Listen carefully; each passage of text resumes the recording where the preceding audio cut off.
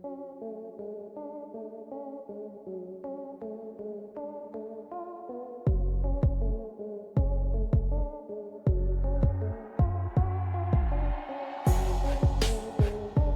Hello दोस्तों, तो कैसे हैं आप? उम्मीद करते हैं कि आप लोग अच्छे होंगे।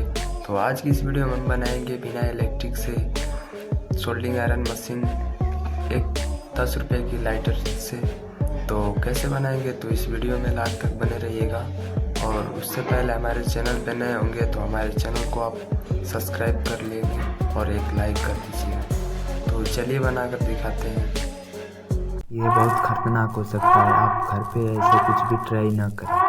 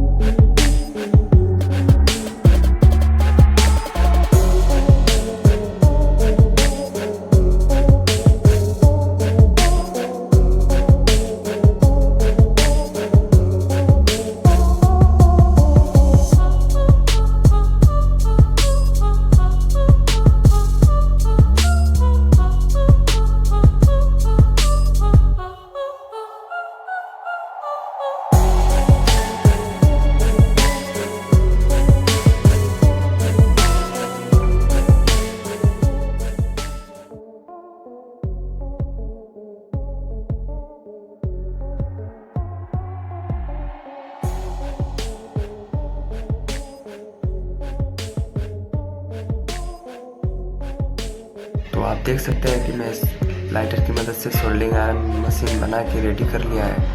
तो चलिए इसकी टेस्टिंग करते हैं और किसी चीज़ की सोल्डरिंग भी करके देखते हैं कि कैसा ये वर्क करता है।